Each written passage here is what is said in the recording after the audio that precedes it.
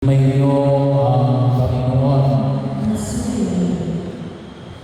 Sa haba ng ating Ebanghelyo, kalimitan na nabibigyan natin ng diin ay ang magbigay kayo at bibigyan kayo ng Diyos gustong takang, siksik, liglig at umaapaw pa ang ibibigay sa inyo. Pero yung context nyo, mga kapatid, ay conclusion, ay kabahagi na ng pag-ibig sa kapatid. Medyo mabigat kung hamon ay pinamamanig ng kung may kapatid. Sabi nga ay, ibigin ninyo ang iyong mga kaaway. Yung malamang ibigin yung kaaway, kung minsan hindi na namin maibig. Ipapalang pa kaya ng mga kaaway. Yung bahagi yun ay pinamamanig na rin. Gawa ninyo ng mabuti ang mga napupuan sa inyo. Pagpalagin ninyo ang mga sumusumpa sa inyo. Winawalang yaman na ang sasabihin mo ay pagpalagin ka ng Diyos. Napakahirap po. Idalangin ninyo ang mga aping sa inyo. Kayo ay minamata. Kayo na lamang ay titigil at pagdarasal sila. Kapag sinampal ka sa isang pisngi, iharap mo nila kanila. Kalimitan ang nangyari ay sasakparin mo rin. Sa naman ito, sa pangan. Bahagi mo. Pero sa dito, iharap mo pa ang kabilang pisngi. Kapag inagaw ang inyong balabal, ibigay mo pati ang iyong parang 2,000 years ago. Hindi ko katulad natin ngayon, ang dami natin gamit. Pwede gayon din, ang dami rin ukay-ukay. Kalimitan nung panahon na yun, ang mga Israelita ay meron lamang isang set. Isang baro at isang malaman. Wala na. Yun ang kalimitan. Yung ibang may extra, may yaman na yun ang panahon na yun. 2,000 years ago. At pag sinabi mo, ibigay ang iyong balabal, yung balabal ay parang mahabang tuwali yun. So, at yung baro, ano yung pinakalamig, ay sabi nga natin kapag yung ibibigay mo, lalo-lalo na sa panahon na ang Israel kasi may lugar na kung tawagin natin ay 2 season. Tayo po dito sa Pilipinas, 2 season tayo. Wet and dry season. Pero may bahagi rin po ng Israel na kung tawagin natin ay may 4 season. May winter, at may summer, spring, at fall. So kapag winter doon, napakalamig, lalong-lalo na paggabi. Kapag summer naman doon, ay talagang napakainit, lalong-lalo na kapag may araw. So kapag sinabi mo, pati ang iyong baro, parang sinabi mo na pwede kang mamatay doon sa lamig. Kasi wala ka ng ibang isusuot. Bahagi yun. Pero yun ang sinasabi ng Jesus. Ibigay mo pati ang iyong baro. Ano ba ang pinakaya mo rito? Kapag may kumuha sa iyo ng ari-arian, ay huwag mo nang baligin ang mga iyon. Naalala ko may mga pagkakataon na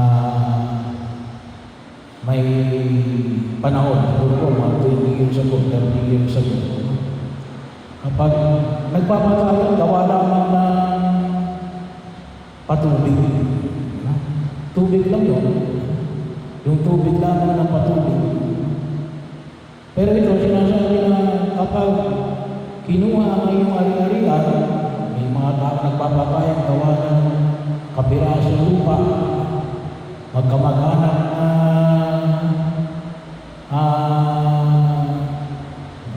pupunta sa korte, gawa ng kapirasong lupa. Pero ang sabi ni Jesus, huwag mo nang bawiin ang mga ito. So, bahagi o na kung saan ay ipinamamanik na Jesus, hindi yung mabibigay yung kanyang amon. Na pumilihan natin, ay makita natin na ito ay ano. Maganda ko kasi pinanggit ito sa pasunod.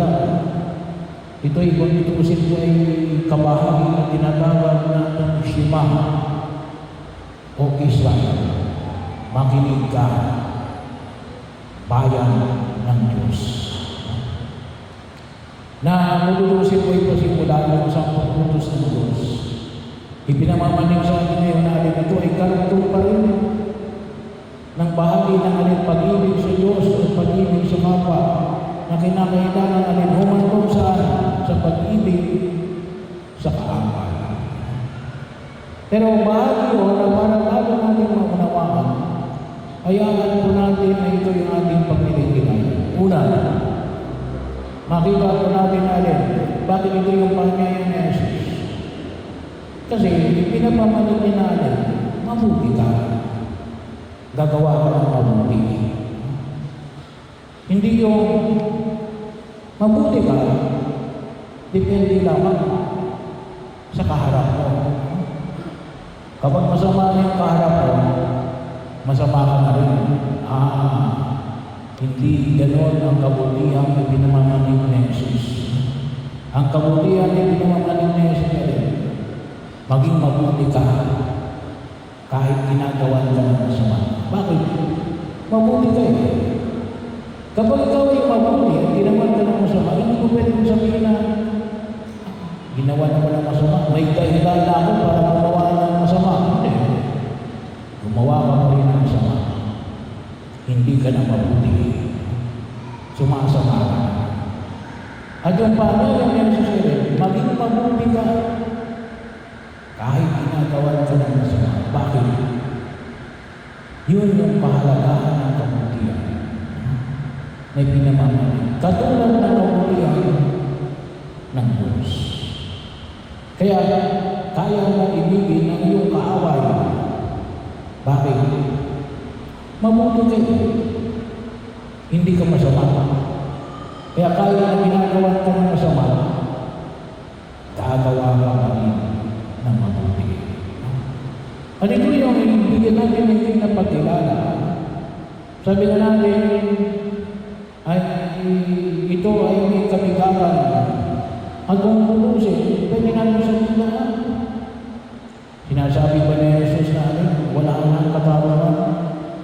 Hayaan mo na lang na abusuin ka ng tao.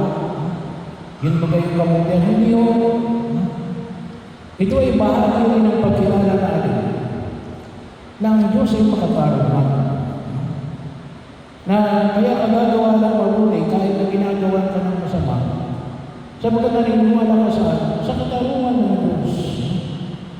Sa katarungan ng Diyos, una, sa pamagitan ng katarungan, na maaaring pamanig ng daigdig na ito, bagamat sabi na natin kapag pinag-usapan lang natin yung daigdig na ito, medyo may kahinaan yung katarungan ng daigdig na ito. Yung tinatawag natin social justice system natin. Kasi bakit? Kapag pinagpasihan lang natin yung katarungan ng daigdig na ito, ay makita natin namin, iba yung katarungan ng mayaman, iba yung katarungan ng mahirap. Kung minsan kapag nilagay mo sa korte, yung witness mo, mamaya-maya, nandun na, witness na ng kabila. Nababayaran ng mga polis, nababayaran ng mga lawyer, mga husgado. Bahagi yun. Anong ibig sabihin natin ang katarungan ng Diyos? Na gagawa ka ng mabuti kasi hindi ka pababayaan ng Diyos. May katarungan ng Diyos. Saan yun? Well, hindi lang dito sa lupa, ngunit lalo-lalo saan? Sa kabilang buhay. Saan? Yung turo ng purgatorio. Huwag natin kalimutan yung turo ng purgatorio. Kasi alam natin, kapag gumawa ka ng masama, kasi yun ang basic na kaganawan. Kapag gumawa ka ng masama, may kaakibat na kaparusahan. Ayaw ko gamitin yung salitang karma. Hindi ko kasi Kristiyanong salita yun. No? Bahagi mo yun. Ngunit alin, katarungan ng Diyos. Purgatorio. No? Kaya nga ko sa akin, yung tinatawag namin yung purgatorio, ay ikaw ay nagkasala. Nangumpisal ka sa pari. Humingi ka ng tawad sa Diyos sa pamagitan ng pari. Pinatawad ka ng pari. Pero sasabihin kayo ng Diyos, yung ninakaw mo, ibalik mo. At hindi lang basta ibalik. Times 4. Kung ninakaw mo 1 milyon, ibabalik mo yun ng 4 na milyon. Discreetly. Bahagi rin mo para hindi ka rin mapaka. Pero dapat ibalik mo yan. No? Bahagi ng pagkakas. Hindi mo na ibalik. Kasi wala na. Nagkasus mo na kung ano man sa pamamaraan. Namatay ka. Nangumpisal ka. Ay di, ano yung bahagi? Pwede ka pa rin pumunta sa langit. Nakapag-umpisal ka eh. Napahiran ka ng Santo Holy. Pero hindi mo na ibalik yung ninakaw mo. Pag-uusahan mo yan saan? Sa purgatorio. Pupunta ka rin naman sa langit. Pero yan ay bahagi na kinakailangan mong ibigay sa ayon sa katarungan ng Diyos. At sa ganong paniniwala, nakita natin nakaganti ka. Hindi lang ikaw ang gumanti. Hindi lang ikaw ang gumanti. Pero sigurado na ibibigay sa iyo ang hinihingi mo katarungan. Bahagi yun.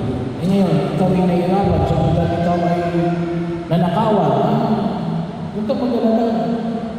Sapagkat alam natin yung paniniwala ng Diyos, isang paniniwala ng Diyos natin na hindi nagpapabaya sa mga tumutugon sa kanyang panawagan.